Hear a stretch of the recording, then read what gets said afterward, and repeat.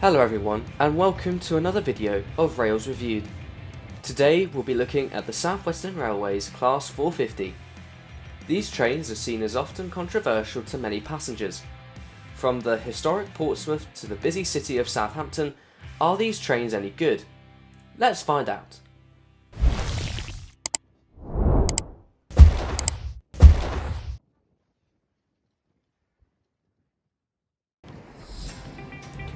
Welcome to Portsmouth Harbour. Across from me is HMS Warrior. Once the world's first iron-hulled armoured warship, was feared by many. It never fired a single shot during battle. Now, it just sits outside of the station. Opposite to HMS Warrior is the Hard Interchange, a bus stop serving many locations. On the other side of the sea is Gosport, which can be accessed quickly by the Gosport ferry, with their motto being "It's shorter by water", offering only minutes of travel time compared to driving 14 miles. Portsmouth Harbour Station sits right in front of the Spinnaker Tower, a tall building looking over the city. Inside the station you can find a ticket office, a ticket machine. One way also leads to the station toilets, while another leads to the ticket barriers. There is a small cafe just before the barriers. Luckily my ticket actually went through. Half the time it's more trouble than it's good trying to use a card ticket. After properly entering the station, we are greeted with a Great Western Railway train bound for Cardiff, with another view of HMS Warrior. Right now the station looks empty, but as the hour goes on, more trains will fill it up. At the end of the station you can find Whitelink's fast cat service to Ryde, taking an average of 22 minutes from Portsmouth to the Isle of Wight. Our train is on platform 4, the 10:52 service to Southampton Central. Portsmouth Harbour no longer uses platform 2. The platform used to be open until it was decommissioned in the 1990s, and now is a gap in the station. Portsmouth Harbour is served by Southern on London Victoria and sometimes Brighton services. Great Western Railway operates an hourly service to Cardiff Central, and South Western Railway operates services to London via Basingstoke and Guildford, and limited service to Southampton, which tends to start at Portsmouth and Southsea. Portsmouth Harbour is built on the water, making it a very unique station. Famous designer Isambard Kingdom Brunel lived in Portsmouth.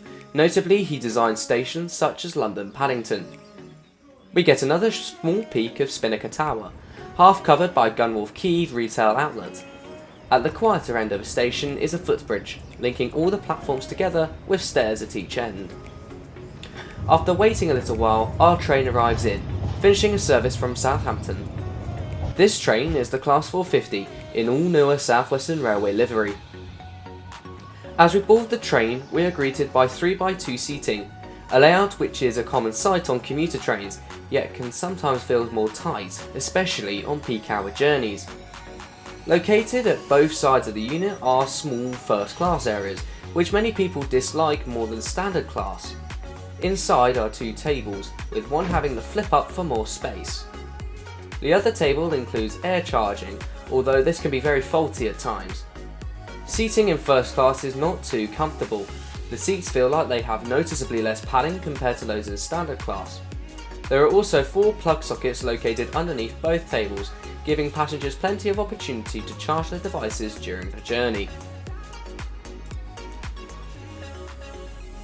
As there are plenty of seats available right now, I'll take one of the smaller seats rather than sitting in a 3x2 bay, as it gets busy as the journey progresses. On a specific seat, there was a lack of legroom, which is slightly disappointing. In the 3x2 seating bays there are 2 charging sockets available between 6 passengers.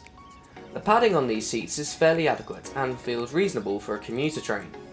Interestingly, the 2x2 seating actually feels a bit more cramped, with the legroom appearing slightly more limited than what you get in a 3x2 bay.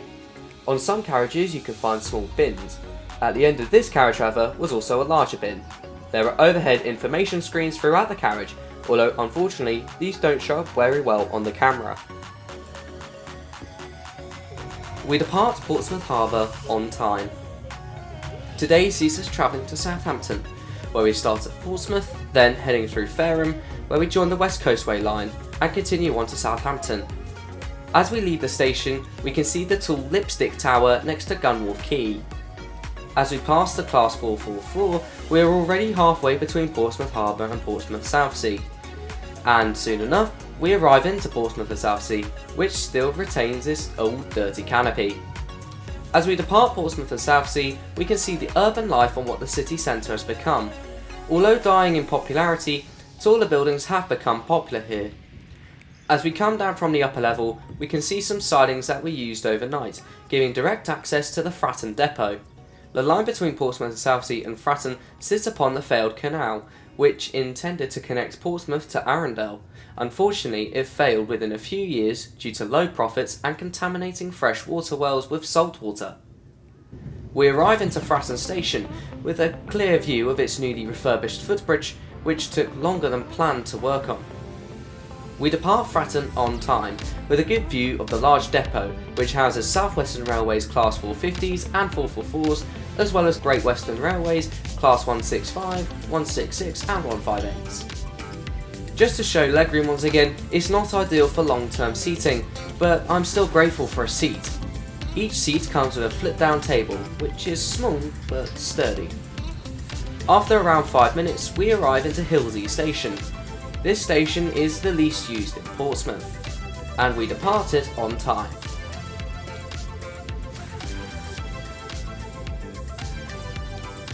We cross over through Port Creek Junction, before heading on to Cosham Junction, where the line diverges, separates us from the route towards London. Next station is Cosham. We sit here for a few minutes, waiting for a late running train to proceed before us.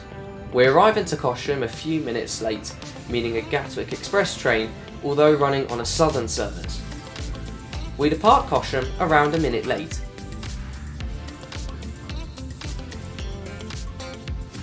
These trains were built by Siemens between 2002 and 2006. They are part of the Desiro family of trains, which also includes units like the 444 and the 350, along with several other units used across the UK. The Class 450 is formed of 4 carriages, but can be coupled onto other units to create 4, 8 and 12 car units. We soon arrive into Portchester.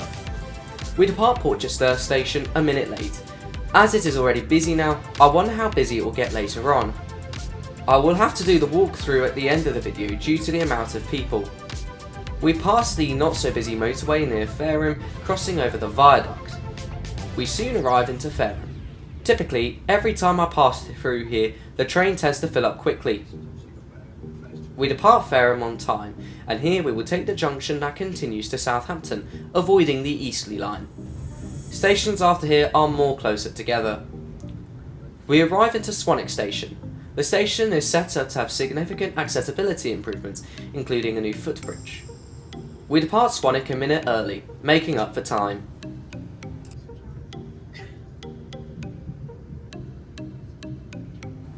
Soon after departing Swanwick, we pass over the River Hamble, giving us a nice view into the waters below. And just after passing the bridge, we arrive into our next station, Bursledon. Bursledon is served by 1 train an hour in each way. Same goes with most stations on this segment of the line. We are now into the rural part of Southampton, which has less housing and more forest. We arrive into Hamble Station, which probably is the most isolated on our journey. Just grass, nothing else. Netley Station offers a few benches on each platform with a small shelter. I must say these trains do accelerate and decelerate fast. We're able to speed up a bit as we have a longer gap between Netley and Sholing. But what do you think of these trains? Should they be restricted to just short services, or are they cut out for longer services such as Bournemouth to London? Let us know in the comments below. We arrive into a sunny Sholing with a rusty footbridge and a small shelter. The time between Sholing and Woolston is not long at all, taking around 40 seconds to a minute. And just like that, we're at Woolston, only a 5-minute walk. This station has an entirely different appearance to Sholing, however, primarily sporting a green and white paint job. Currently, Great British Railways has frozen the fares on tickets, so it will not increase until 2027. Around 4 minutes later, we arrive into Bitton. I have still yet to have visited this location. Although the station has seen better days, it is the last station I need to visit on this line, and it's gotten to the point it's a running gag in our group. Bitton sees an hourly service both ways, which crosses over with each other. We depart Bitton on time. Crossing over the River Itchen, we are entering central Southampton. I must admit these trains have a better suspension than the Class 387, which I recently reviewed. After passing the River Itchen, we soon arrive into St Denis, our final calling point. While I was filming there were engineering works on the Southampton to Basingstoke lines, which meant no trains were running on the other platforms. St Denis used to be called Portsmouth and opened in 1861, although initially the station was located at a distance from the current location. We depart St Denis onto the final stretch of our journey. Overall, I don't mind the Class 450. They get me and other passengers from A to B reliably, offer good enough economics for a commuter train, and while they may not be the most luxurious units in the area, they do the job, although from what I've heard, many people give them mixed opinions. I generally do prefer the Class 444, but I still think these are good. If I was to rate my experience, I'd give maybe a 6.5 out of 10. What do you think though? Do you agree or disagree? We pass by Northam Depot, one of the many places where Class 444s and Class 450s are maintained. One thing that does stand out about these units is the interior can feel quite breathable. Despite the high density seating, the carriage layout, lighting and large windows help give the train a more open and airy feeling, which can make journeys feel a bit more comfortable. I will let everyone off first before having a walk through, as my connection to Salisbury is in 45 minutes. We make our final stop at Southampton Central.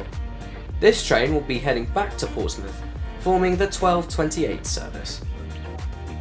Walking through the train, the seating configuration is primarily in 2x2 and 3x2 seating.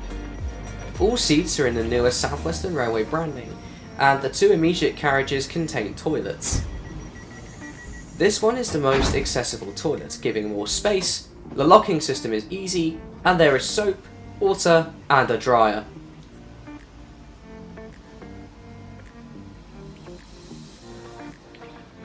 The other toilet is, well, more cramped and much dirtier, and more manual than the accessible one. As we leave the train from the opposite end, we are greeted by many other trains. There is a Gatwick Express or Southern service bound for Brighton. When walking up the footbridge, there are new murals on each side, showing the journey down from London to the southwest. Southampton Central sees services to London, Portsmouth, Weymouth, Cardiff, Salisbury, Manchester, and many other locations. And with that, we step outside Southampton Central Station. Thank you for watching. If you did enjoy this video, then please do like and subscribe, as this greatly helps us out. We'll see you soon.